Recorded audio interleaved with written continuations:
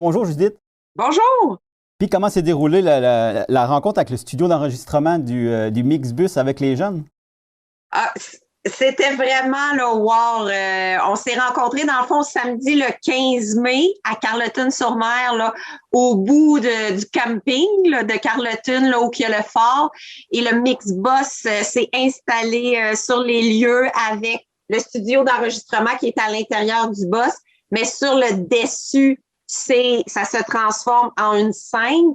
Et là, les deux numéros lauréats de nos finales régionales, le numéro Cantalou, interprété par le groupe Irène de CE Pouliot de Gaspé, et le numéro Pourquoi tout perdre de Brittany Bugeaud de l'École aux 80 de Bonaventure, le numéro de danse, ont été captés samedi à Carleton par le Mixbus. Donc, le groupe Cantalou, qui est un groupe de musique avec des chanteurs, était sur le dessus du boss, sur la scène, et Brittany, elle a dansé en avant du boss sur des tapis, et les numéros ont été captés là, par 2 caméras et un drone.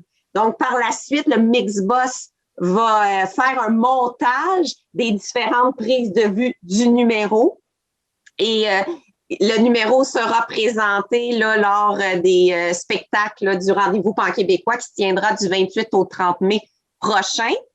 Brittany, la personne de l'École aux 80 de Bonaventure, son spectacle sera présenté samedi le 29 mai en soirée.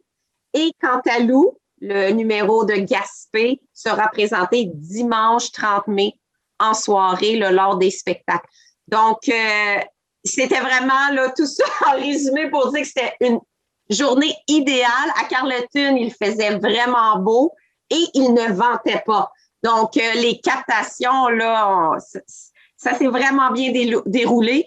Et j'aimerais, là, dans le fond, souligner là, toute l'équipe entourant le Mixbus, le directeur général du Rendez-vous pan-québécois qui sera virtuel, mais le directeur général de Laval, celui qui s'occupe du Rendez-vous cette année, l'animatrice qui suit le Mixbus pour poser des questions aux jeunes, pour faire des entrevues avec eux, très gentils, très à l'écoute, et les personnes là, du Mixbus. Wow!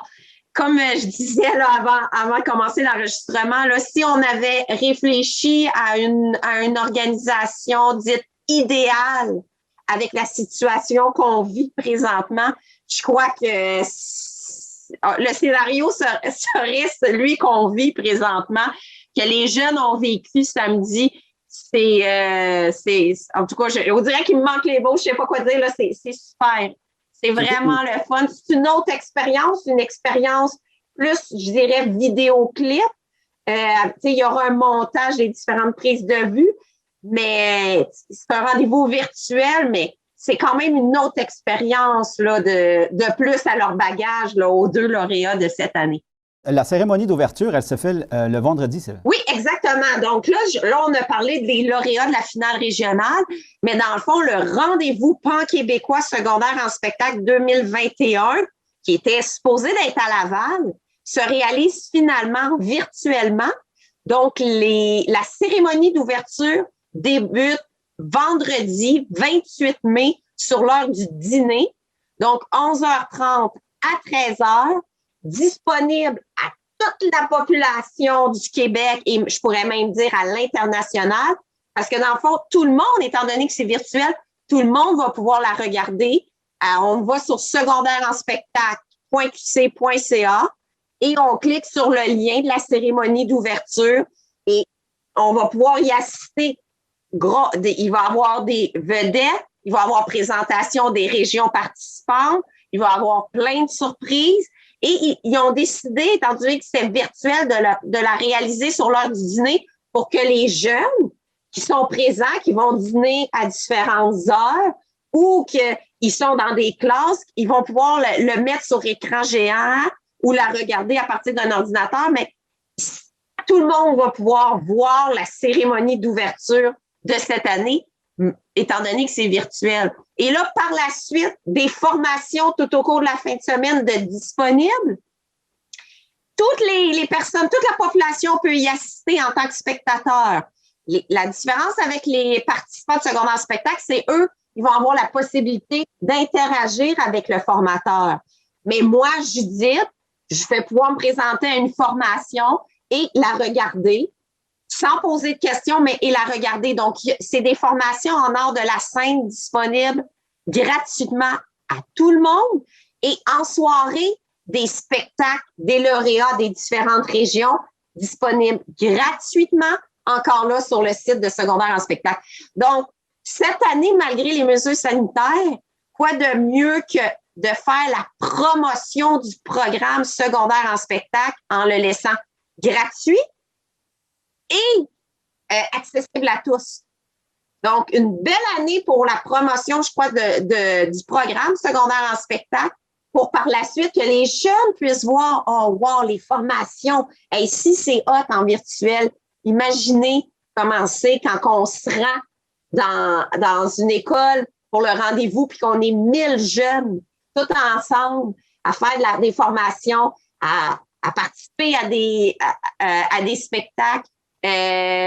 En tout cas, je pense qu'il y a une belle promotion. Puis j'entendais justement pendant les entrevues avec le Mixbus, les jeunes parler de leur expérience, c'était quoi secondaire en spectacle. Puis il y a une des jeunes filles qui avait dit, j'ai commencé à participer à secondaire 3 seulement.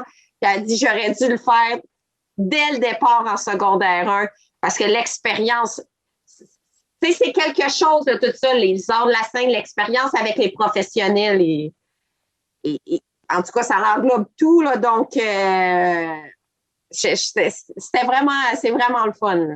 Alors, c'était un rendez-vous du 28 au 30. Exactement.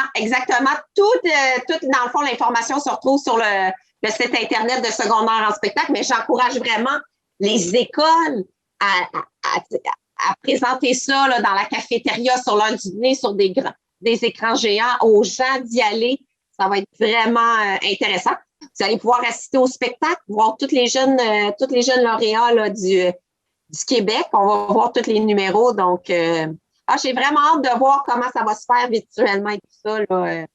C'est une année d'adaptation. Le comité organisateur s'est adapté depuis le jour 1 jusqu'encore aujourd'hui. Il s'adapte aux mesures sanitaires, au confinement, au déconfinement. Donc, je lève mon chapeau à l'équipe organisationnelle en arrière de l'année 2021 parce que ça doit avoir pris beaucoup d'efforts.